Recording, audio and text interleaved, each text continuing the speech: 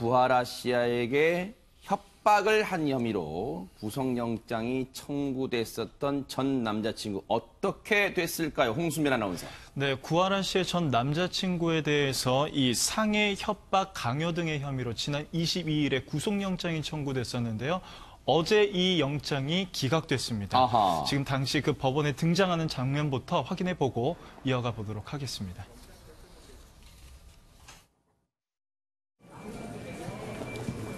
영장 심사 전에 심경 좀 말씀 부탁드릴게요. 확실히 임하겠습니다. 동영상 보낸 건 인정하시나요? 왜 보내셨나요? 강요 협박 목적으로 보내신 건 맞나요? 어떤 취지로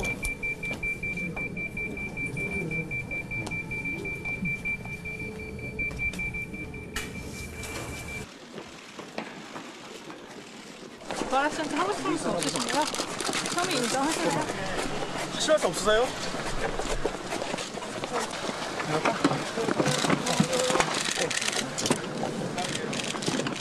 뒤로 될까요?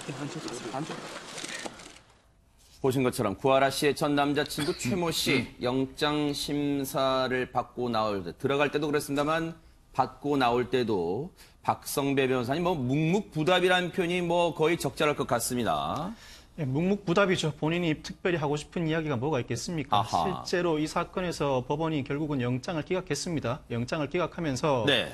제3자에게 유출됐다고 볼 만한 증거가 없다. 사실 구속영장을 신청하면서 범죄 사실로 삼은 것은 상해, 협박, 강요였는데 그중에 네. 가장 주요했던 게 사생활 동영상을 유포하겠다는 협박 혐의였죠. 아하. 그 협박 혐의에 대해서 제3자에게 유출했다고 볼 만한 정황이 보이지 않는다. 네. 그 밖에 다른 범죄 사실들 일부 소명되긴 합니다만 네. 피해자를 구속할 사유나 필요성이 있다고 볼 수 없다는 이유로 구속영장을 기각했습니다. 아하.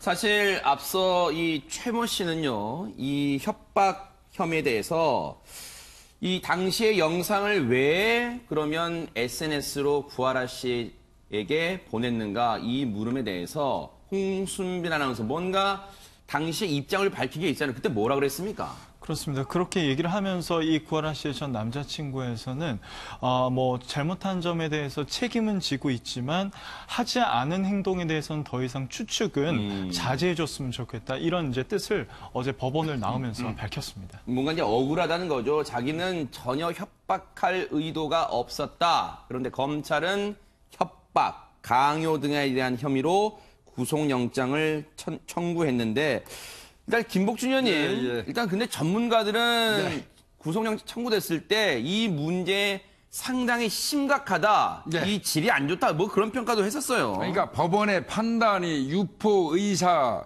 그러니까 유포는 저는 안 됐다고 봐요. 네. 유포는 안 됐죠. 아하. 같이 찍은 구하라 씨한테만 일단 보낸 거니까 유포는 안 된 거 맞아요. 아하. 그래서 카메라 등용 촬영죄가 성립이 안 된다고 우리가 얘기는 했었어요. 네. 다만 유포할 것처럼 해서 구하라 씨한테 심정적인 압박을 가했기 때문에 그걸 이제 경찰이 협박죄로 의유를 한 건데요. 네. 그런데 이제 이 법원에서 그거 했지 않습니까? 유포 안 한 거 맞고요. 네. 근데 유포 의도가 없다고 본 것 같아요. 유포 아하. 의도도. 근데 저는 그렇게 안 봅니다. 네. 유포 의도가 없다고 그러면 모 연예 매체에다가 네. 2번에 걸쳐서 접촉을 시도할 이유가 있나요? 아하. 거기 내용 중에 한번 보면 이런 얘기 있어요. 맨 네. 끝에. 사진과 동영상은 지금은 못 보냅니다 하는 얘기 있어요. 아하. 그럼 지금 못 보낸다는 얘기는 사진과 동영상이 있다는 뜻이에요. 바로 지금 제보 내용 나와요, 지금. 네네. 돌려서 얘기하면 아하. 지금 보낼 수는 없습니다. 저희 말은 바꿔서 얘기하면 뭡니까? 사진과 동영상이 있다. 그리고 보낼 용이 있다는 거 아니에요? 얘기 의도가 잘 있다는 되면. 얘기잖아요. 아하. 그렇다면 유포 의도가 없다고 딱 단정적으로 싹둑 자르고, 물론 이제 법하고 우리가 인식하는 건 다를 수 있어요. 네. 이제 그런 부분이 좀 저는 개인적으로 좀 아쉽고요. 아하. 리벤지 포르노라는 말은 쓰면 안 됩니다. 이제 사실상 그거는 사용하지 않는 게 맞습니다. 포르노라는 말 자체가 상업성을 띠기 때문에요. 아하, 네. 그렇게 쓰면 안 되고 보복성 동영상이라고 이야기하는 게 맞을 네네. 겁니다. 네. 그 보복성 동영상 그걸 가지고 사람을 위협하거나 이런다고 하면 네. 일벌백계의 차원에서라도 네. 저는 상징적으로라도 구속했었으면 어떨까 하는 아쉬움은 듭니다. 네. 일단 영장 전담 부장판사는 그런 입장을 밝혔어요. 앞서 우리 박성배 변호사님도 말씀해 주셨습니다만은 일단 상해, 협박, 강요 혐의에 대해서 두루두루 살펴봤겠죠. 그런데 이런 얘기를 합니다. 피의자, 즉 최 씨에 대해서 피해자인 구하라 씨에 의해 일상생활에 지장을 초래할 정도로 얼굴 등에 심한 상처를 입게 되자 격분해서 사진 등을 제보하겠다고 말한 점, 그리고 피의자가 제보하려는 사진 등의 수위와 내용, 그것이 제3자에게 유출됐다고 볼 만한 정황도 보이지 않는 점, 이런 것을 고려했다, 이렇게 설명을 했는데요. 그러면서 그 밖에 소명되는 일부 피의 사실 등에 비춰봐도 피의자, 즉 최 씨를 구속할 사유의 필요성을 인정하기 어렵다, 이렇게 덧붙였습니다. 어젯밤 늦게 구속영장 기각 이후에 나오는 모습 보시고 이어가 보도록 하겠습니다. 영장 기각됐는데 좀 심경이 어떠세요? 앞으로 조사 열심히 임하겠습니다. 그럼 영상은 혹시 왜 보내신 거예요? 그 협박 목적으로 그 영상 보내신 건가요? 협박 목적으로 보낸 건 맞나요? 구하라 씨한테 하실 말씀은 없으십니까? 영상 혹시 왜 보내셨는지 한번 여쭤봐도 될까요? 영상 왜 보내셨는지만 좀 부탁드릴게요. 잠시만요. 일단 이 영장이 기각됐고요. 밤늦게 기자들의 질문에 뭔가 그런 느낌이 있어요. 장희영 교수님, 뭔가 취사 선택, 기자들의 질문에 취사 선택해서 답을 한다는 느낌? 왜냐하면 곤란한 질문에 대해서는 답을 안 하고 그냥 아주 기본적인 답변, 뭐 죄송합니다 정도, 이 정도만 지금 하고 있다는 생각이 듭니다. 예, 뭐 보신 분들 똑같이 느끼셨을 네네. 거예요. 아마 지금의 최 씨는 개인의 최 씨라기보다는 변호인의 조력도 받고 있고 여러 가지로 아마 기자들이 어떤 질문을 할 때 어떻게 대응하라까지 아마 계산을 하고 나왔을 거예요. 네네. 그러니까 아마 대부분은 무시를 하되 간단하게 또 완전히 사람을 무시하는 듯한 느낌을 주면 안 되니까 아하. 질의응답에는 대부분 무시를 하되 그냥 그런 네. 간단한 대답만 한 것으로 보이고 네. 다만 앞서 그 재판부가 구속영장 기각하고 이런 과정에 나왔던 말 중에 그 동영상 유포가 물론 되지 않았고 이런 부분은 인정을 합니다만 그렇더라도 여성 연예인 입장에서는 상당히 협박을 느낄 수 있는 그랬을 부분이었었잖아요. 것 그럼에도 같아요. 불구하고 재판부가 내세운 주장은 네. 최 씨가 그렇게 하기 전에 정말 그 상처를 너무 받고 뭐 이런 격분해서 싸우는 과정이 있어서 그로 인해 흥분한 상태에서 마치 우발적으로 한 것이니까 이건 문제가 없다라는 약간 이런 뉘앙스가 좀 느껴졌거든요. 그래서 네. 사실 그 부분에 대해서는 그럼 앞으로 계속 뭐 예를 들어 격분해서 싸우다가 내가 우발적으로 야 나 이거 한다라는 일단 협박성 발언을 한다면 네. 그러니까 이거는 그 당시에 단순한 발언이 아니라 이후에 문자 메시지나 이런 걸로도 오갔고 또 기자들을 접촉한 정황까지 있음에도 불구하고 단순히 그 당시에 너무 폭행을 당해서 그 남성이 우발적으로 이랬다. 그래서 이 부분은 정상 참작하겠다라는 내용은 사실상 여성들의 입장에서는 조금은 좀 당혹스러운 이야기일 수도 있어요. 그래서 이런 부분들이 물론 뭐 이후에 좀 더 참작이 될 수도 있겠습니다만 좀 어쨌든 간에 뭐 그렇다고 뭐 구속을 바랬다. 뭐 기각되지 않기를 바랬다라는 것은 아니지만 이런 부분은 사실 일반적인 상식으로는 조금은 납득이 안 되는 부분도 있다라는 점 같이 밝히겠습니다. 뭐 이른바 법감정 문제도 좀 나올 수 있고요. 그런데 박성배 변호사님, 사실은 우리가 이제 착각하면 안 되는 게 구속영장이 기각됐다는 것과 죄가 없다는 것과는 다른 개념이잖아요. 그렇죠. 예. 네. 실제로 이번에 구속영장을 기각하면서 구속 사유와 필요성이 없다고 표현을 했기 때문에 가장 중요했던 협박 혐의에 대해서 마치 아직 증거 소명이 부족하다는 취지로 나온 건 사실입니다. 그런데 이에 대해서는 실제로 기소가 이루어졌을 때 재판에서 결론은 어떻게 될지는 알 수가 없습니다. 그래요? 오히려 어떤 행동을 하겠다고 본인이 얘기를 했을 때 네. 물론 영장 전담 판사가 이야기한 대로 서로 다툼이 심했으니까 네. 격분해서 뭔가 언사를 한 것 그 자체를 모두 협박으로 보기는 어렵습니다만 네. 단순히 격분해서 언사를 펼친 것과 구체적 해악의 고지는 구별돼야 됩니다. 네. 구체적 해악의 고지는 협박이 되는 것이고 네. 해악을 고지한 그 내용을 실제로 본인이 실행했느냐 말았느냐는 협박죄 성립과 무관합니다. 아하. 그런데 이 사건에서는 그 전에 어떤 제3자를 이 자리에 오도록 만들었다든지 네. 영상을 보내면서 연예인 생활을 끝내주겠다고 한 점에 비춰보면 네. 이걸 단순히 다툼 과정에서 격분해서 나온 언사에 불과하다고 볼 수 있을지는 앞으로 재판 과정에서 다툼이 계속 일어날 것 같습니다. 그러네요. 실제로 네. 유죄가 인정된다고 한다면 네네.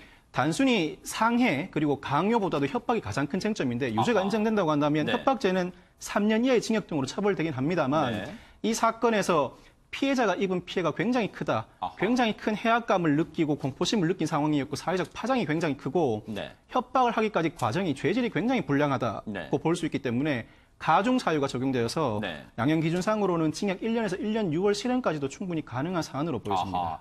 앞으로 이제 이 사법부 또 재판부의 재판 과정도 지켜봐야겠습니다만 김복준 의원님 말씀하시면 이 협박도 그래요. 협박이 해악의 고지예요.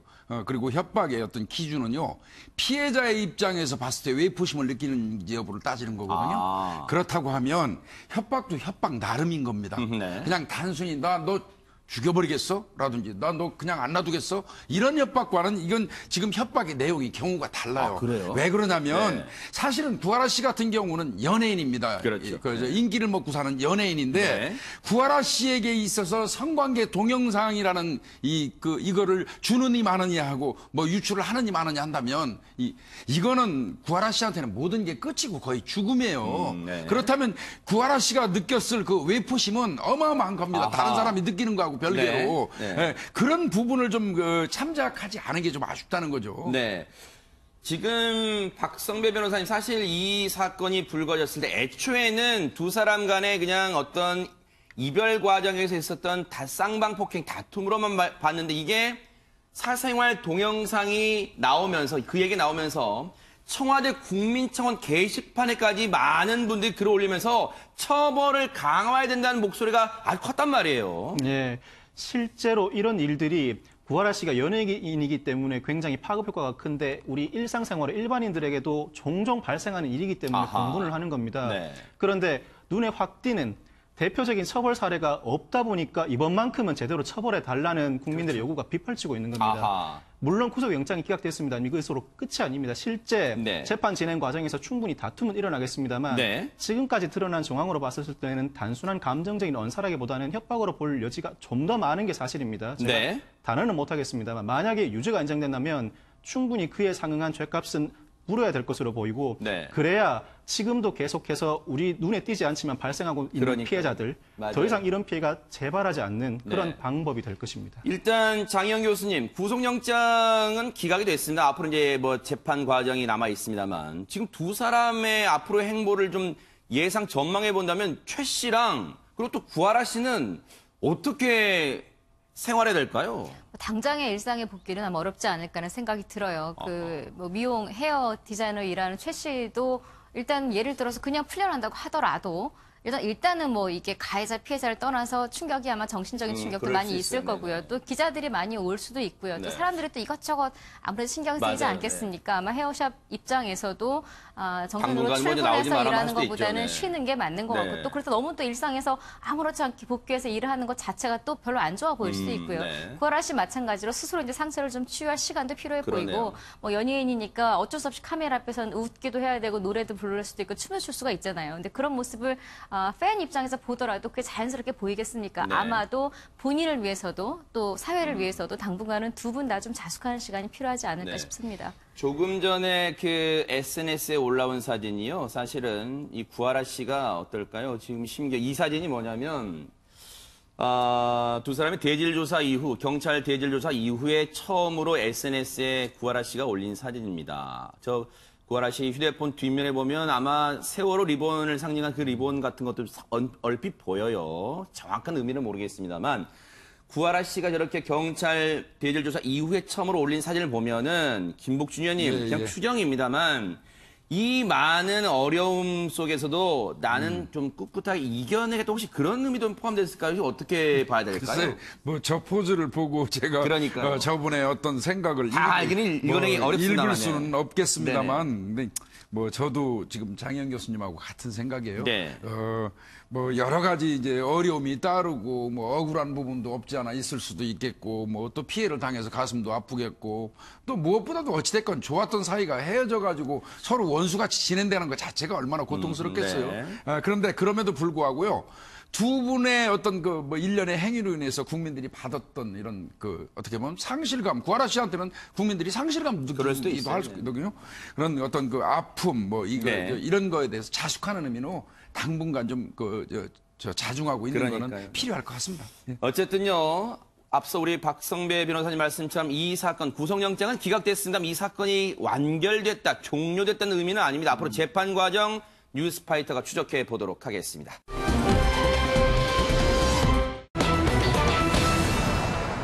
PC방 살인 사건의 국민청원이 100만 명을 넘었는데 장희영 교수님께 먼저 여쭤볼게요. 지금 이 경찰 수사 어떻게 진행되고 있는지 많은 분들이 궁금하실 것 같습니다. 처음에 사건이 터졌을 때 뭐 CCTV나 이런 것들로 그러니까 사실은 그냥 PC방에서 아르바이트 하던 학생이 피해를 당했다 이런 단순한 어떤 우발적인 범죄로 네. 그냥 끝날 뻔하다가 CCTV를 보니까 동생이 혹시 공범이 아닐까? 이 계획 범죄이고 공범이 있는 조금 더 이제 잔혹한 어떤 범죄가 아닐까라는 의심이 가기 시작했어요. 그렇죠. 그래서 이제 경찰이 수사에 들어갔고 일단 1차적으로 경찰은 그러니까 그 CCTV만 봤을 때는 충분히 의심할 만한 느낌이 있었죠. 그러니까 그걸 보고 뭐라고 한 국민들을 뭐라고 할 수는 없습니다만 경찰이 이제 종합적으로 수사를 해보니까 네. 동생은 공범이 아닌 것으로 잠정적으로 이제 결론이 잠정적으로, 네. 났었습니다. 그럼에도 불구하고 이제 여론이 워낙 이제 또 뜨겁기도 했었고요. 그렇죠, 사건 네. 자체가 또 약자, 아르바이트하는 약자인데다가 너무 무참한 살인이었잖아요. 그러다 보니까 여러 가지가 이제 수그러들지 않다 보니까 경찰 입장에서도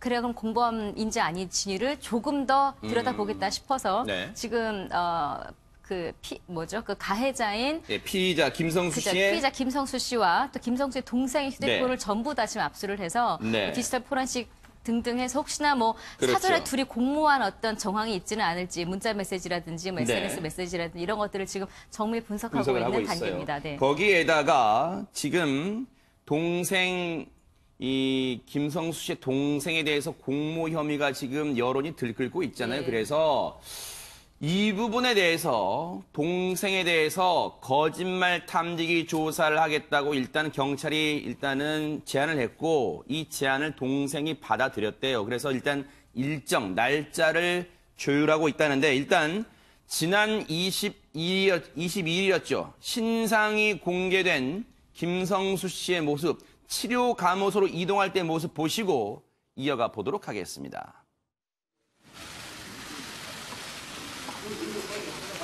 범행 왜 저질렀습니까? 왜 그렇게까지 잔혹하게 하셨나요? 동생이 공범이라는 의혹이 있는데 한 말씀 해주시죠. 동생은 공범이 아니라고요? 혹시 마지막으로 하고 싶으신 말씀 있으신가요? 제가 잘못을 했다고 생각하기 때문에 제가 죗값을 치러야 한다고 생각하고 있습니다. 근데 어떻게 된다고 생각하신다고요? 죗값을 치러야 한다고 생각하고 있습니다.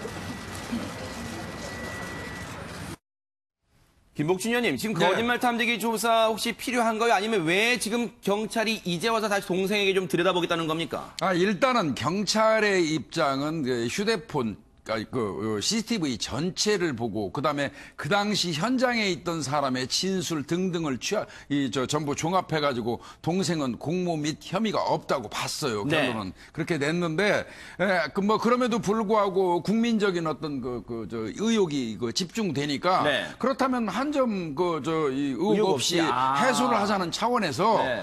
CCTV 아까 이 장영 교수님 말씀하신 것처럼 휴대폰 그 두 사람의 그 통화 내역 그 디지털 포렌식으로 네. 복원하고 그다음에 CCTV 화질도 좀 선명화 작업을 한다고 해요. 그런 작업 가능해요? 네, 그거 가능합니다. 네. 선명화 작업도 하고 네. 더 나아가서는 그렇다면 동생, 네. 동생한테 네가 거짓말한 게 아니라면 공모하지 않았다면 그거를 스스로 한번 입증하기 위해서 거짓말 탐지기 조사에 응할 수 있겠느냐 하고 네. 이제 얘기를 하니까 그건 본인이 거부하면 못하는 겁니다. 그래요? 근데 이제 흔쾌히 동생이 한다고 해서 아마 다음 주 중에 일정한 그 날짜를 잡아갖고 서울청에서 거짓말 탐지기 조사를 하는 걸로 알고 있습니다. 네. 그래서 경찰의 입장에서는 의혹이 있다면 그냥 전체 다 조사해서 네. 낱낱이 좀 밝혀보겠다 이런 의지입니다. 근데 예. 박성배 변호사님, 거짓말 탐지기 조사를 통해서 공범 여부를 밝혀낼 수 있을까? 많은 시청자분들이 궁금해하실 것 같기도 해요. 거짓말 탐지기는 기본적으로 증거 능력이 없습니다. 증거 능력이 없다는 말은 기소되고 난 다음에 법원에서 유죄의 증거를 쓸 수 없다는 것인데 그 진술의 신빙성을 탄핵하는 증거로는 쓸 수 있습니다. 제 설명이 조금 어려울 수는 있겠습니다만 네네. 제가 쉽게 설명드리면 그럴까요? 수사 실무에서는 굉장히 유의미한 증거로 받아들입니다. 사람들의 진술만 있고 물적 증거가 없는 사건에서 진술이 네. 서로 엇갈리고 있습니다. 이럴 때 거짓말 탐지기를 해보시겠습니까? 라고 해서 동의해서 그 사람 진술대로 진실이라는 판단이 나오면 그 사람 진술대로 처분을 하는 경우가 많습니다. 아하. 거짓말 탐지기 결과만을 가지고 사실상 무혐의 처분을 하는 경우도 굉장히 많은 게 현실이에요. 그래요? 네. 법조계에서는 굉장히 이 거짓말 탐지기 검사 결과가 높다고 보는 게 일반적인 시각인데 네. 경찰로서는 애초에는 CCTV나 핸드폰 그리고 여러 증거들을 봤었을 때 동생의 공범은 성립되기 어렵다고 판단을 했다가 국민적인 관심이 워낙 높으니까 아하. 경찰이 할 수 있는 모든 수단을 다 가용하겠다고 거짓말 탐지기 조사까지 나온 것이고 네. 마침 동생도 자신이 안 하겠다고 하면 못 하는 겁니다. 네. 이걸 강제할 수 있는 방법이 없는데 네네. 동생도 자신의 결백을 입증하기 위해서인지 동의했기 때문에 거짓말 탐지기 검사 네. 진행이 예정될 예정입니다. 지금 사건 당시에요. 그 PC방 내부나 그리고 PC방 앞쪽에 있는 에스컬레이터나 화장실 입구나 이런 등등의 CCTV는 사실 경찰이 언론에 공개를 하지 않고 있습니다. 하지만 이른바 취재 기자를 상대로는 이 CCTV를 보여준 것으로 저희 뉴스파이터가 이 확인을 해봤는데요. 아직 언론에 공식적으로 공개되지 않았습니다. 하지만 이 CCTV상의 그 언론 보도를 종합해 봤을 때 김복준 의원님 예. 꼭 공범이라는 게 어떤 특유의 어떤 행동, 이 넓은 의미로 공범을 좀 볼 수 있지 않냐 이런 의견도 있는데 어떻게 봐야 될까요? 공범. 그러니까 이제 이 최초의 이 동생도 공범일 가능성이 있다고 본 거는요. CCTV 장면에 나왔던 그 한 장면이에요. 그게 뭐였냐면 네. 형이 이 피해자를 공격하고 있는데 동생이 피해자를 뒤에서 잡고 있는 영상. 아하. 그러다 보니까 국민들이 볼 때는 형이 공격을 용이하게 할 수 있도록 뒤에서 동생이 잡아서 도와주고 있는 걸로 비춰졌단 말이죠. 그러니까 이제 이거는 공모해가지고 형하고 같이 범행을 하고 있는 게 아니냐. 네. 이제 이렇게 인식을 한 거고요. 네. 경찰의 입장에서는 그 장면만 봐서는 안 된다는 것이죠. 그래서 경찰이 이제 전체 이 CCTV 동영상을 아마 취재 기자분들을 모셔놓고 이건 이제 밖으로 뭐 유출할 수 있는 사항은 아니니까. 네, 아마 촬영은 못하게 한 것 같아요. 네. 촬영 못하게 하고 1차 이제 보여줘서 이해를 좀 시킨 것 같고요. 네. 그래서 이제 뭐 그래도 이제 저 국민적인 의혹이 지속적으로 나오니까 그럼 네. 할 수 있는 범위에서 다 해보자. 아하. 그래서 이제 CCTV 선명화 작업도 하고요. 네. 거짓말 탐지기 조사까지 한다고 그러는데. 네. 근데 이제 저는 개인적으로 제가 이제 참 이게 말하기가 이번 사건은 곤란하더라고요. 어째서요? 얼토당토하게 심신미약과 관련된 이 처벌 강화 이런 내용이 주가 돼야 되는데 갑자기 그 중간에 경찰이 끼어들어가고 경찰이 뭐 초등대처를 못했느니 잘했느니 뭐 제가 공범인데 경찰이 지금 마치 감추는 것처럼 인식이 되는 이런 엉뚱한 그 방향으로 흘러가다 보니까 제가 경찰 출신이다 보니까 말하기가 상당히 곤란한 부분이 없잖아 있는데 근데 전 분명히 말씀드리지만 전 전직입니다. 퇴직하고 나온 사람이고 경찰 조직을 위해서 애쓸 이유도 없는 사람이에요. 그래서 이제 있는 그대로 좀 말씀 좀 드리겠는데요. 네. 공범이라고 얘기하기에는 좀 애매한 부분이 있어요. 제가 가지고 있는 상식으로. 어떤 부분일까요? 네. 왜 그러냐면 7시 38분경에 피해자의 동생 공범으로 지목되는 사람이 먼저 신고를 신고합니다. 했어요. 네네. 그러면 이 세상에 어떤 범인이 네. 경찰을 불러다 놓고 공모합니까? 미리 신고해서 경찰을 불러놓고 공모하고 범행을 실현합니까? 네. 이거는 맞지 않아요, 이치상. 네. 물론 이제 뭐 추후에 다 이제 조사된 다음에 네. 이제 판단할 일이지만 그래서 저는 개인적으로는 그렇습니다. 먼저 신고를 해서 경찰을 불러놓고 화장실에 가서 공모하고 형이 집에 갔다 온 다음에 같이 범행하는데 도와주는 이런 형태의 범인이 과연 일반적으로 있을 수 있을까? 네. 저는 그래서 이 공모 부분을 좀 부정적으로 보는 사람 중에 하나입니다. 근데 이제 많은 또 시청자분들이나 또 국민청원 게시판에 올리신 분들은 지금 김복준 의원님 말씀도 일리가 있지만 아마 이 부분도 많이 지적을 하시는 것 같아요. 그때 당시에는 첫 신고는 피의자 김성수의 동생이 했지만 1차 출동 이후 경찰이 다시 돌아갔잖아요. 그 이후에 실제 이 잔혹한 범행이 이루어졌기 때문에 그 부분 관련해서 공범 여부로 계속 볼 수 있지 않느냐 하는 의견이 계속해서 끊이지 않는 것 같은데 실제로 장희영 교수님 이 당시 사건 당시에 김성수의 행동에 미스터리한 점, 뭔가 의혹이 풀리지 않는 점이 많다고요. 이후에 이제 알려진 내용들인데 네. 뭐냐면 1차 경찰이 출동했을 때 이제 그 자리에서 화해를 시켰죠. 화해를 하고 좀 마무리되는 거라고 생각을 하고 이제 경찰들이 나왔고, 그러니까 전반적으로 아직 공개되지 않은 CCTV 내용을 보니까 이 김성수 씨와 동생이 화해하는 것처럼 해서 이제 나왔단 말이죠. 네. 근데 그냥 그대로 집에 가는 게 아니라 둘이 같이 그 외부 화장실로 같이 들어갑니다. 네. 그리고 나서 2초도 안 돼서 2초 정도 만에 다시 나와요. 아하. 그리고 다시 나와서 이제 에스컬레이터를 타고 쭉 내려왔다가 아직 1차 출동했던 경찰들이 아직 안 가고 거기 있는데 마주칩니다. 마주치고 나니까 이 두 명이 갑자기 집 쪽으로 이제 달려가서 뛰어가요. 네. 문제는 그 다음에 네. 또 한 번 이 사람들이 왔잖아요. 네. 그러니까 지금 제가 상황만 설명해 드렸는데 이게 지금 어떤 의미로 해석이 되고 있느냐 하면 화해를 하고 그냥 집에 갈 생각이었더라면 왜 화장실에 들어갔을까? 그리고 볼일을 보러 들어갔더라면 2초만 있다 나올 수는 없잖아요. 그러니까 혹시나 이게 경찰이 그냥 갈 때까지 잠깐 숨어 있다가 이후에 이제 뭔가 다시 또 무슨 행위를 하기 위해서 네. 그랬던 건 아닐까? 물론 추정입니다만. 추정입니다. 네. 그리고 다시 내려왔다 경찰을 마주치니까 마치 도망치듯 나갔다. 이제 그 CCTV 장면만 보자면 도망치듯 네. 나갔다였었고요. 이후에 다시 들어와서 이제 범행을 하는 네. 거거든요. 이렇다 보니까 여러 추측들 중에, 그러니까 좀 말씀대로 추측입니다. 추측 중에 이들은 이미 1차 때 화해할 생각이 없었고 이후에 무언가를 하기 위해서였었다. 그리고 네. 화장실 안에서 공모를 했던 아니면 아니든지 간에 어쨌든 무언가를 둘이 같이 하겠다라는 마음이 있지 않았을까라는 이제 이런 의심적인 정황이 이제 포착이 네. 됐다는 그 겁니다. 부분은 조금 차이가 있어요. PC방을 나와가지고 지하 1층에 있어요, PC방이. 1층을 나와서 바로 옆에 있는 화장실로 두 사람이 들어갔어요. 네. 그리고 동생은 나오지 않았고 형만 2초 만에 나왔어요. 네. 그리고는 이제 에스컬레이터를 타고 올라가야 되는데 올라가는 건 고장이 나고 내려오는 거는 정상 작동이었대요. 네. 근데 이 사람이 올라가는 게 고장이 나니까 형이 혼자, 이거 범인입니다. 범인이 혼자 걸어서 계단으로 올라갔고요. 네. 그 뒤를 경찰관이 따라갔고 그때까지 저 동생은 화장실에 있는 거고요.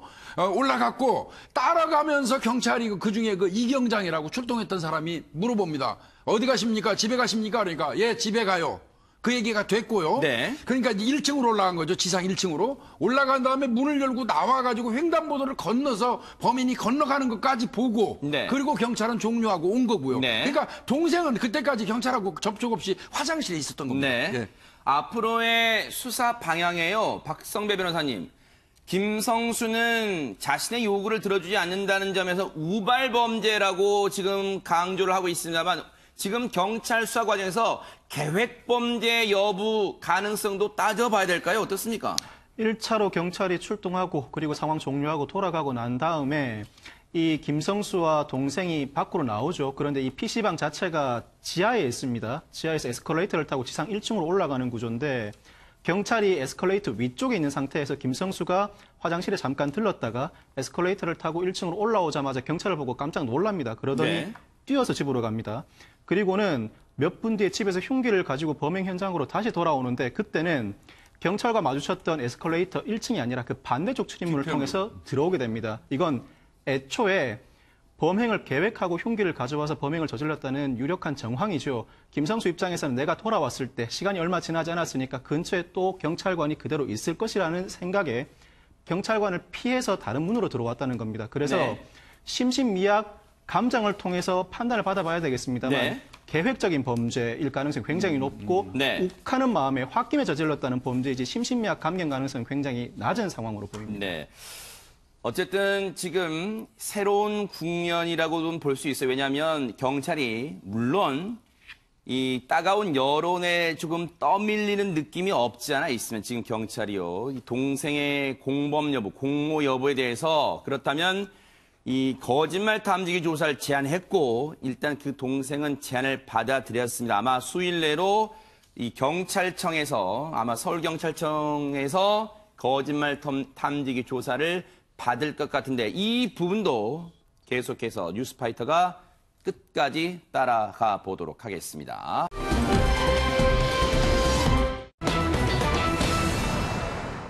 이번에도 정말 여러분께 송구합니다만 끔찍한 가족사 얘기 그 사건을 좀 전해드리겠습니다.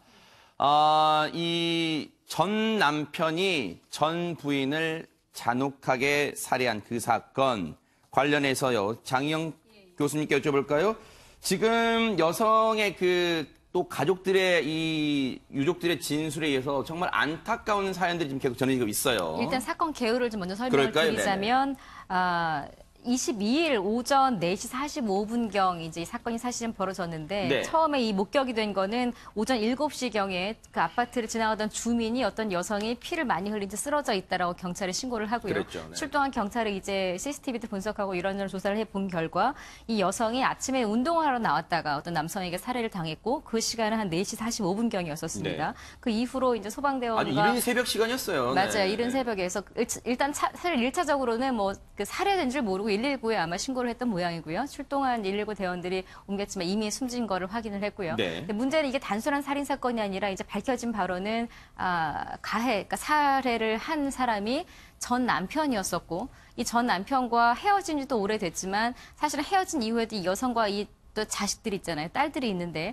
계속 이 남편이 전 아빠를 피해 다녔던 안타까운 사연들이 함께 전해졌고 그러니까요. 또 문제는 우리 어머니를 살해한 사람이 저희 아버지입니다라고 말했던 딸의 심정들 그리고 그 딸들이 아버지를 강력하게 처벌해 주십시오라고 한 이야기까지 모든 사건이 하나로 이제 쭉 맞춰지면서 네. 상당히 가슴 아픈 사건인 게 그러니까요. 되겠죠. 예. 이 살해를 한 범인이 전 남편이었다는 점에서 많은 분들이 충격을 받았는데요. 이 가족사가 더 알려지면서 더 충격을 주고 있는데 박성배 변호사님, 폭행이 무려 25년 전부터 이루어졌다는 충격적인 내용이 나오고 있습니다, 지금. 93년에 결혼했는데 지금 2018년이니까 결혼하자마자부터 폭행이 시작돼서 내내 반복됐다는 이야기죠. 전형적인 가정폭력의 패턴을 보여주고 있습니다. 이 딸들이 나서서 아버지의 처벌을 강력하게 원하는 다소 이례적인 현상까지 벌어지고 있는데 그만큼 엄마와 딸들이 받았던 고통이 컸다는 걸 방증하는 것입니다. 네. 93년 결혼한 이후로 아빠가 엄마의 머리채를 끌고 다니면서 옷걸이나 벨트로 무자비하게 때렸고 깨진 술병을 들고 죽이겠다고 협박하는 게 일상이었다. 엄마만 맞았느냐? 그것도 아니고 딸이 셋이 있었는데 딸들까지도 반복적으로 폭행을 당해왔다는 거예요. 아내든 딸들이든 자신의 신기를 거스르는 일이 발생하면 무조건적으로 가정 내에서 폭력을 행사해온 네. 전형적인 가정폭력의 모습을 보여준 사건입니다. 네. 정말 지옥 같은 삶이었습니다. 지옥 같은 삶이란 표현도 이 딸들 그리고 지금은 안타깝게 목숨을 잃은 그 전 부인의 입장에서도 아마 부족할 것 같습니다. 당시의 폭행 상황, 그 끔찍한 상황을 딸들은 생생하게 기억하고 있었습니다. 그 얘기 들어보시고 이어가 보도록 하겠습니다. 다들 콩이 많다고 때리기도 했고요. 제 얼굴이 진짜 한쪽이 가라앉을 정도로 눈이 안 보일 정도로 이렇게 폭행을 했었고요. 폭행을 하려고 해서 이제 엄마가 겁이 너무 많으세요. 그래서 이제 화장실에서 숨어가지고 큰 이모한테 연락을 해서 도와달라고 요청을 해서 그때 도움을 받았던 적도 있고요. 정말로 김복준 의원님. 예. 어이가 없고 기가 막혀서 말이 안 나옵니다. 폭행의 이유가 너무 기가 막혀요. 그러니까 밥에 콩이 많다고 때리고 뭐 이랬다고 그러잖아요. 이거는 결국은 평소에 이 아내를 때릴 구실을 만들기 위해서 노력하고 있었다는 뜻이거든요. 그래서 이제 이게 뭐 가학적 폭력 행위자의 어떤 전형적인 모습이기도 한데요. 근데 사실 이제 폭력의 특징이 뭐냐면요. 네. 자꾸 할수록 상습적으로 늘어간다는 거고요. 또 지나갈수록 그 강도가 자꾸 높아진다는 게 이 폭력의 어떤 특징이거든요. 네. 이거는 폭력이 발생했을 때 중간에 끊지 아니하면 계속해서 반복하면서 그 강도는 계속 높아지는 거거든요. 그 상태의 어떤 그 전형적인 모습을 이 사람이 보이고 있는 거거든요. 제가 제일 아쉬운 부분은 그겁니다. 중간에 이 사람이 이런 행위를 했을 때 분명히 어떤 그 장애가 있을 수 있도록 다 끊어줬어야 되는데 그게 없이 몇 년 동안 이어져 왔다는 게 이런 불행한 일을 만드는 것 같습니다.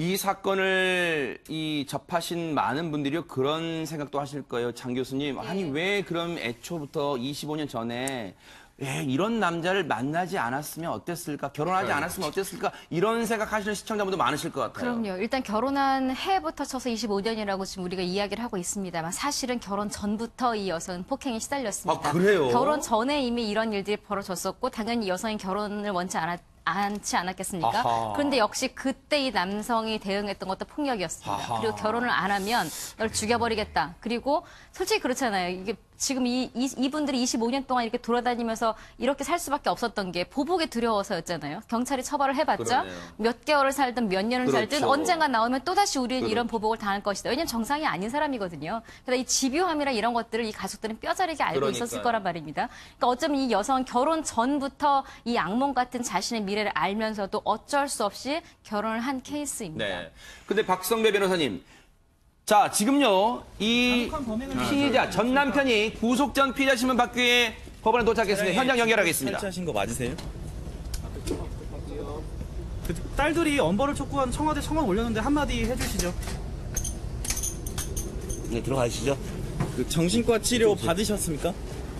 그 딸들 평소에 폭행하고 가족들한테 했었는데 딸들이 있는 거 아니에요? 그 마지막으로 딸들한테 한 말씀 해주신다면.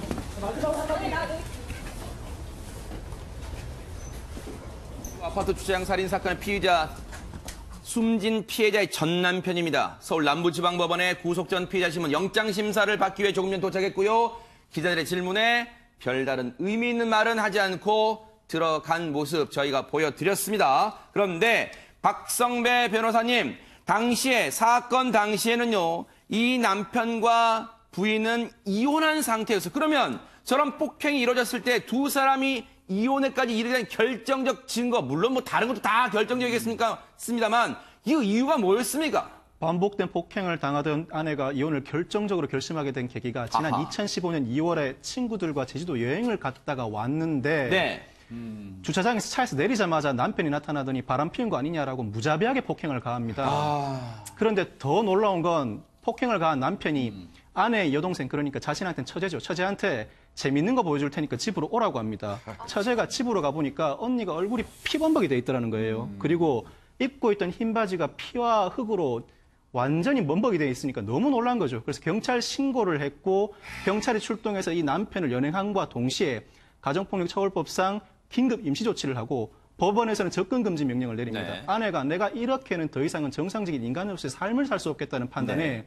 이혼 소송을 제기하게 됩니다. 그런데요, 폭력 남편이자 거의 악마와도 같은 얼굴을 했던 이 아빠란 사람이요, 밖에 나가서는요, 아주 딴 사람처럼 행동을 했답니다. 그 얘기 들어보시고 이어가 보도록 하겠습니다. 아빠 지인분들한테는 되게 좋은 모습 보이려고 아빠가 노력을 되게 하더라고요. 근데 저희 집에서 가족들만 있을 때는 항상 폭행도 하고 폭언도 하고, 그래서 저는 애초에 어렸을 때부터 그냥 친구들 중에서 이혼한 친구들이 정말 부러웠을 정도로 괴로웠어요.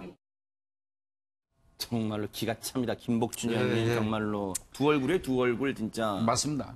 야누스 또 그러네요. 이중인 기억자 이렇게 네. 얘기할 수도 있을 것 같은데, 근데 한편 보니까 약간 답이 나오네요. 이 아내가 제주도에 놀러 갔다 오자마자 이 주차장에 내리는 아내를 때리면서 바람 피운 거 아니냐, 정말 이른바 이제 의처증 증세도 좀 보이기 시작하는 네. 것 같거든요.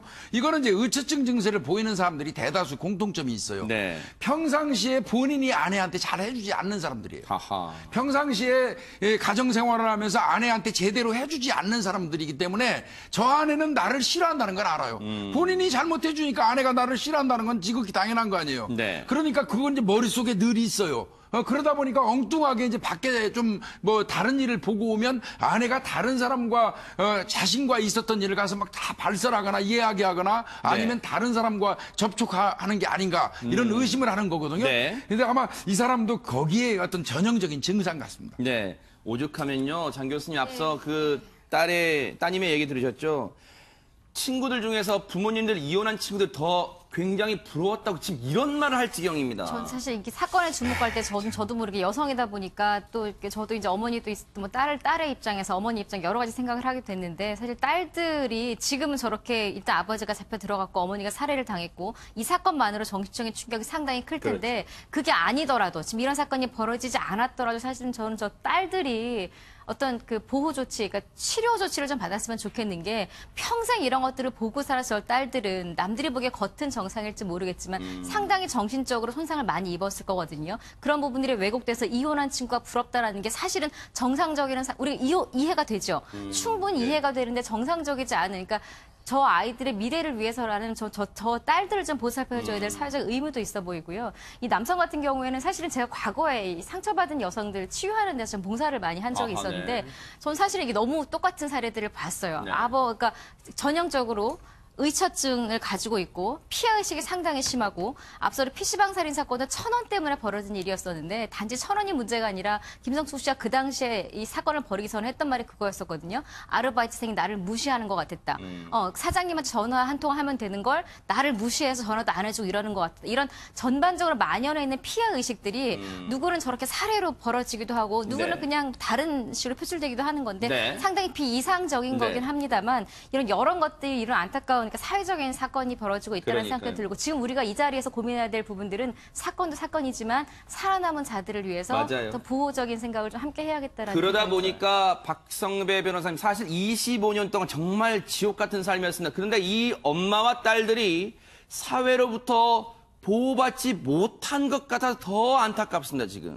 아까 말씀드린 이혼을 결심하게 된 2015년 2월 폭행 사건의 경우에도 상해죄로 불구속 기소가 된 상태였죠. 그리고 접근 금지 명령도 내려왔는데 네. 그럼에도 불구하고 법적인 제재에도 불구하고 개의치 않고 협박을 지속해 왔습니다. 이혼이 이루어지고 난 다음에 2016년 1월에도 일가족을 따라다니면서 일가족 살인 사건 기사를 전송하면서 다 죽이겠다는 아하. 협박을 하고요. 그리고 2016년 4월에는 또 가족이 살고 있는 주거지로 찾아와서는 방화를 하겠다고 난리를 치는 걸 주민들이 신고를 합니다. 그런데 네. 이때 전 아내가 해결됐으니까 그냥 돌아가 달라고 얘기를 함으로써 경찰이 그냥 돌아갑니다. 이 사건은 반복되는 가정폭력 그리고 이혼 후로도 반복되는 폭력과 협박이 있었음에도 네. 아내가 보복의 두려움 때문이었는지 처벌 불원 의사를 밝힘으로써 실제 범행보다는 경한 처벌이 내려졌기 때문에 계속 반복해 온 것 같아요. 하하. 피해를 반복해서 받으시는 특히 가정폭력의 피해자들은 용서를 해줄 수는 있습니다. 그 용서라는 것도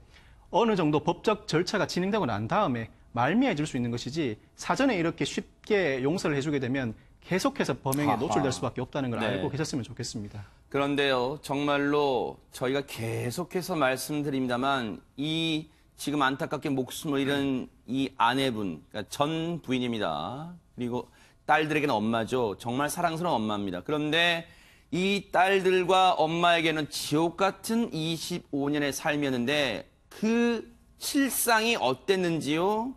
그 따님의 얘기를 들어보도록 하겠습니다.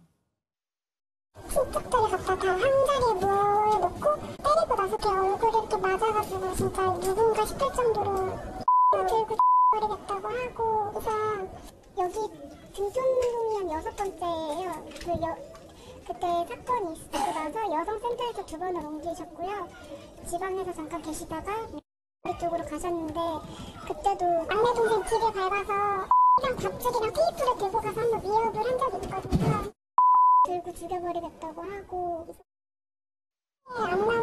나오지 않길 바라고 있어요. 그렇게 하지 않으면 저희 엄마 한우 들어드릴 거거든요. 6번이나 이사를 다니면서 공포에 떨었습니다. 전화번호는 무려 10차례나 교체를 했습니다. 하지만 이 아빠라는 사람, 전 남편이라는 사람의 추적은 집요할 정도로 계속이 됐습니다. 김복준 의원님. 예, 이거요. 이 사람은 제가 볼 때는 가정 내에서 왕으로 군림을 하다 보니까 본인이 왕으로 군림하다 보니까 아내나 자식들은 자신한테 부수된 어떤 하인 같은 존재로 여겼던 것 같아요. 네. 그 사람들이 이제 이혼을 하고 엄마하고 같이 나가서 살고 하다 보니까 네. 이거는 본인이 잘못했다는 생각보다는 배신이나 무시로 네. 인식을 한 겁니다. 그리고 그러다 보니까 이제 집착하고 계속해서 이런 그 범행을 저지른 것 같은데요. 제 생각에는요. 접근 금지 이 규정 자체가 사실 실효성이 별로 없어요. 아하. 예, 어떤 부분이 있냐면요. 과태료 아니면 감치예요. 예, 일선에서 제가 근무하면서도 가정폭력 사건 수도 없이 해봤지만 아하, 네. 접근금지 이 규정을 무시해도 과태료 몇 푼 내거나 하하. 아니면 감치 가서 며칠 살다 나오면 네. 그만이에요. 그래서 이거 처벌을 강화하는 기준이 좀 필요할 것 같고요. 네. 저는 이분을 보면서 참 마음이 아팠던 게 지금 사건이 이혼 이후로도 지속해서 경찰에 신고된 건수가 많았잖아요. 네. 그렇다고 하면 이 부분은 경찰에서 조금 더 심각하게 봤어야 돼요. 이 사건을 그러니까요. 처리하는 과정에서. 그러고요. 신변 신변보호 요청 관련돼서 한마디만 꼭 드리겠습니다. 그럴까요? 네. 신변보호 요청하면 경찰에서 겨우 진짜 솔직히 할 수 있는 게요. 순찰 시간에 수시로 가서 한 번씩 살펴보는 거. 아니면 스마트워치 하나 지급하는 정도예요. 네. 그거는 그들의 다른 직무가 있기 때문에 그렇습니다. 그렇죠. 그래서 앞으로 아마 이런 그 보복이라든지 이런 과정 이 범죄는 네. 많을 거예요. 이렇게 했으면 좋겠어요. 네. 경찰의 전담부서 네. 신변보호 요청을 하면 전담해서 그 사람의 어떤 신변보호를 해주는 그 부서를 네. 작은 규모나마 창설을 해서 경찰이 완벽하게 그 보복으로부터 지켜주는 것도 의무라고 생각합니다. 그러니까요. 조금 전에 서울 남부지방법원에 출두했던 구속 전 피의자 신문 영장 심사를 받기 위해서 출석을 했습니다. 하지만 글쎄요, 이제 와서 후에 참여는 하는 걸까요? 기자들의 질문에 묵묵부답으로 일단 들어갔는데 조금 전 모습이에요. 오늘 아마 오후에 구속 여부가 결정이 될 것 같습니다. 자, 이 내용도 저희가 계속해서 따라가 보도록 하겠습니다.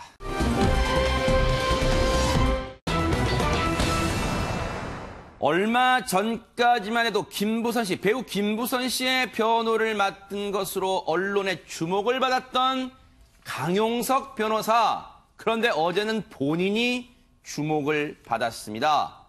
박성배 변호사님.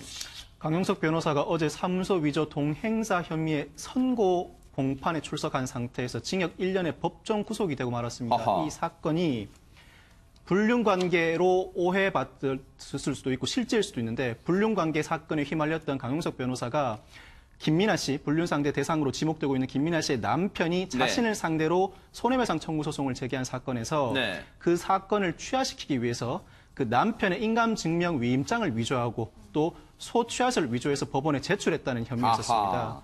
그런데 이 사건에 대해서 강용석 변호사는 자신은 김민아 씨로부터 남편의 동의를 받았다고 알고 있었다라고 해서 혐의를 전면적으로 부인해 왔었는데 재판부는 강용석 변호사의 주장을 받아들이지 않고 변호사로서의 지위와 기본 의무를 망각하고 중요한 사무소를 위조해서 비난 가능성이 매우 크다. 그리고 그 남편이 아내의 불륜이라는 이런 고통에 추가해서 추가적인 고통을 계속 얻고 있어서 엄벌을 요구하고 있고 강용석 변호사가 전혀 반성을 하지 않고 있다는 이유로 징역 1년의 실형과 법정 구속을 선고하고 말았습니다. 네. 어제 재판부는 피고인 강용석을 징역 1년에 처한다는 주문을 낭독했습니다. 어제 구속되는 모습 한번 보시고 이어가 보도록 하겠습니다. 어떠세요? 오늘 어때요? 나중에 말씀드리죠 뭐. 네. 오늘 뭐 그래도 언론에 한 말씀 하고 싶으신 게 있으실까요? 아니 나중에. 평소 하실 건가요? 네. 하실 말씀 없으세요? 저렇게 포승줄 그리고 마스크까지 진하게 하고 깊게 하고 이렇게 호송 차량, 법무부 호송 차량에 올라타서 서울구치소로 향하는 모습까지 저희가 보여드렸습니다. 일단 김복준 의원님, 사실 이 사건은 세간의 뜨거운 관심을 받았던 사건이긴 합니다. 맞습니다. 이거는 아까 우리 박 변호사님 말씀하신 것처럼 실질적으로 강용석 씨와 이 도도맘 김민아 씨죠. 두 사람이 어떤 그 불륜 관계를 맺었는지 여부는 변론으로 하더라도요. 취소하는 과정에서 남편이 이제 그 1억이죠. 손해배상 청구한 게. 그 하는 과정에서 인감증명을 위조하고 그 위조한 인감증명서를 법정에 제출했다. 그래서 이제 사문서 위조 및 위조 사문서 행사 두 개의 조가 형성이 되는데요. 근데 이제 그 전에 지금 강용석 씨의 1년 법정 구속 전에 그 김민아 씨의 재판이 먼저 있었어요. 그리고 아마 이 남편 쪽에서는 그 사문서 위조 사문서 행사로 고소를 할 때요. 강용석 씨 같은 경우는 교사범으로 봤습니다. 도도맘한테 시킨 사람으로 봤단 말이에요. 그렇게 봐서 고소를 했는데 검찰에서 수사하는 과정에서 두 사람이 공모한 걸로 봐버린 거고요. 그래서 이제 기소해서 재판에 회부된 건데 근데 저는 이번에 1년 나온 거 어느 정도 예측은 강용석 변호사도 했을 거라고 봐요. 왜 그러냐면 도도맘 같은 경우가 먼저 재판이 있었거든요.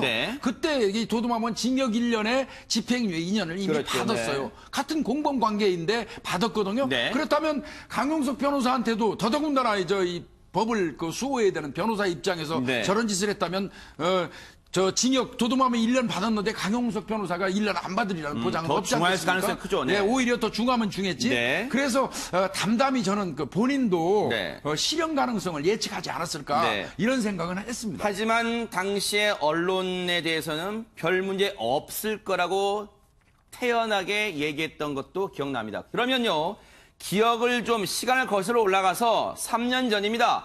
MBN 종합뉴스 뉴스8에 출연했을 때 김민아 씨의 전 남편 목소리 직접 들어보고 얘기를 이어가 보도록 하겠습니다.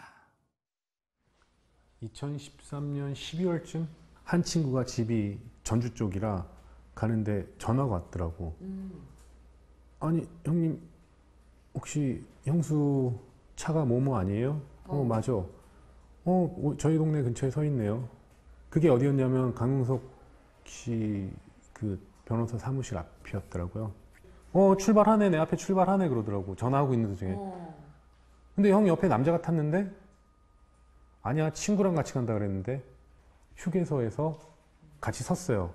근데 김민아 먼저 내리고 한 1, 2분 있다 강용석이 내려서 따로 이렇게 일 다 보고 다시 차에 타더라 이거죠. 야, 강용석이 맞아? 그랬더니 맞대요. 그러니까 어쨌든 소송을 했고 제 와이프가 저한테 전화가 왔더라고. 장난하냐고, 빨리 고소 취하라고. 무슨 고소를 취하해? 그러니까 이날 또 언론이 나온 거야. 강용석 씨와 뭐 A씨 남편 아무 일도 없었다, 고소 취하했다. 난 고소 취한 적이 없거든. 제가 알기로는 그 취하를 하려면 저나 제 변호사가 가서 취하를 해야 돼요. 아니면 위임장을 쓸 수 있어요. 근데 저는 내가 취하하지도 않았겠거니와 그걸 누가 취했는지 모르겠어요. 저한테 변호사가 전화가 왔어요. 변호사 갖고 장난하냐고. 당신이 고소하는데 당신 우리하고 상의도 없이 취하하면 어떻게 하냐고. 고소 취하장이 들어갔는데 그걸 본인이 낸 게 아니다. 네, 뭐 이런 주장인 것 같아요. 본인이 인감증명서를 갖다 냈고, 그 인감증명서를 김민아 씨가 이제 띄어서 갖다 냈는데, 인감증명서라는 걸 띄기 위해서는 본인 신분증이 있어야 되거든요. 그러니까 본인이 띄라고, 취하서 내라고 해놓고도 안 했다고 주장하는 걸로 지금 그렇게 정리가 돼 있습니다. 그 남편이 고소한 거 아니에요? 형사 고소한 거 아니에요? 사문서 위조. 이건 크죠.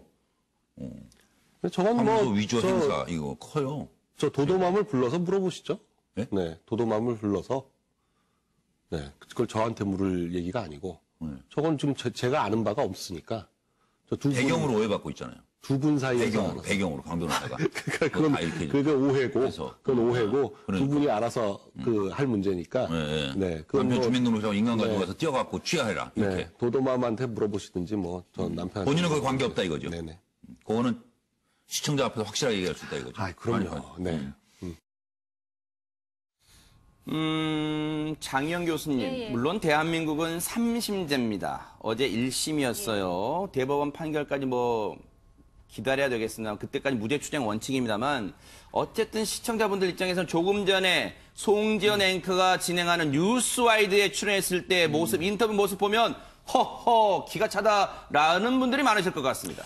그러게요. 법적인 결론이 아직 남아있다라고 하니까 섣불리 말씀드리긴 모았습니다만 정황상 이제 이 많은 것들이 지금 일반인들도 알 만큼 드러났잖아요. 그리고 실제로 법원의 판단도 그거였거든요. 지금 좀 전에 강용석 변호사 예전 인터뷰를 보면 나는 모르는 일이, 다시 나는 모르는 일이다는 무슨 말이냐면 사문서 위조가 나는 그냥 도도맘이 그러니까 김민아 씨가 가져온 거를 보고 이게 진짜인 줄 알고 처리한 것인지 이게 위조된 것인지 정황을 몰랐다라고 이제 본인이 이야기한 건데 법원 판단은 이거였었죠. 남편이 소를 한 다음에 이틀밖에 안 됐는데 취소한다는 게 말 자체가 안 되잖아요. 그럼 상식적으로 도도맘 김민아 씨가 전적으로 위조된 걸 갖고 왔더라도 그리고 이게 위조가 아니라고 말을 했더라도 이틀 전에 그 소를 제출한 사람이 다시 금방 취소할 수가 있어라고 한 번쯤 물어보고 상식적으로 의심을 해보는 게 맞는데 이걸 받아들였다는 것 자체가 말이 안 된다였었고 또 도도맘 김민아 씨는 전적으로 강용석 변호사가 하자라고 교사를 했다라고 주장을 했고 여러 가지 정황상 드러난 건데 사실은 항소하겠습니까? 라는 기자의 질문에 네라고 말한 것 자체가 사실 조금은 듣기가 좀 민망합니다. 김민아 씨의 남편의 전 남편이죠. 정확히 말하면 전 남편입니다. 이 손수호 변호사의 목소리 얘기 한번 들어보시고 이어가 보도록 하겠습니다. 강용석 씨 재판 전에 김민아 씨 재판이 먼저 있었죠. 그렇죠. 1심 재판. 네. 결과가 어떻게 됐었죠? 검사는 이제 징역 2년을 구형했어요. 예. 네, 그런데 징역 1년형이 선고됐고요.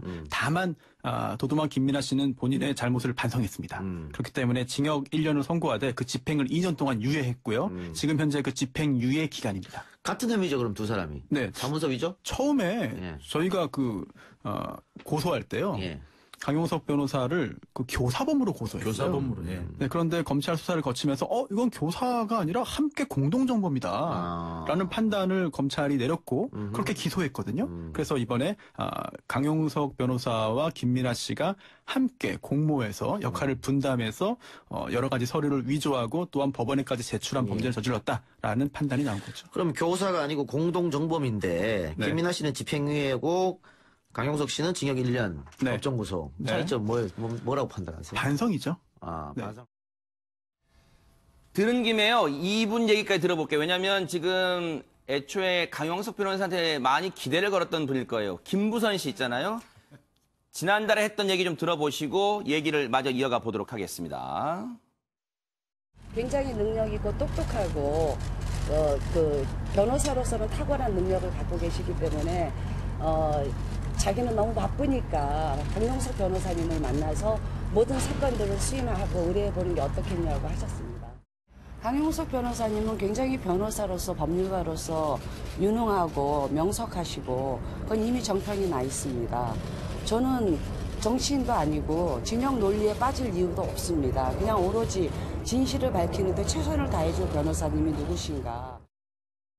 일단 요거 먼저 짚을게요. 그럼 박성배 변호사님, 김부선 씨 변호를 계속 맡을 수 있습니까? 강용석 변호사가 구속됐는데. 변호사법상 변호사 결격 사유가 규정이 되어 있는데 금고 이상의 형을 선고받으면 형 집행이 끝난 때로부터 5년간 변호사 결격 사유로 규정이 되어 있습니다. 궁극적으로는 대한변호사협회가 이 사건 판결이 확정되면 징계를 할 수 있는데 업무와 관련된 범죄로 금고 이상의 형을 선고받았기 때문에 제명을 의결할 가능성이 굉장히 높아 보입니다. 그런데 나중 일이죠, 그건. 근데 그렇다고 하더라도 변호사가 구속되면 실질적으로 변론 활동은 어렵습니다. 당사자가 변호사를 만나기 위해서는 구치소에 와야 되는데 그러니까요. 구치소에 오게 되면 가족들이라도 한번 오게 되면 그날 면회를 할 수 있는 건 한 명밖에 못 합니다. 한 사람밖에 못 하기 때문에 김부선 씨가 못 오게 되는 거고 오더라도 10분 정도 시간 제한이 있어서 실질적으로는 제대로 된 변론 활동은 어렵다고 봐야 됩니다. 자, 마지막으로요. 김복주님, 시간이 얼마 없습니다만. 앞서 손소 변호사도 그랬어요. 김민아 씨 측의 전 남편은 여전히 강용석 변호사 반성하지 않고 있다 이 얘기하고 있어요. 네, 그러니까 똑같이 이제 공범으로 보는데 김민아 씨 같은 경우는 반성했기 때문에 집행유예로 됐고요. 강용석 씨 같은 경우는 시형 법정 구속이 된 거는 반성 없는 데다가 플러스해서 법을 잘하는 법조인이 법을 어겼기 때문이라는 이제 그런 인식인 것 같습니다. 네. 지금 김복준 의원님 말씀처럼 법을 누구보다 잘한다는 강용석 변호사가 항소의 뜻을 밝혔기 때문에 이 재판 어쨌든 2심까지 갈 것 같은데 뉴스파이트가 끝까지 지켜보도록 하겠습니다.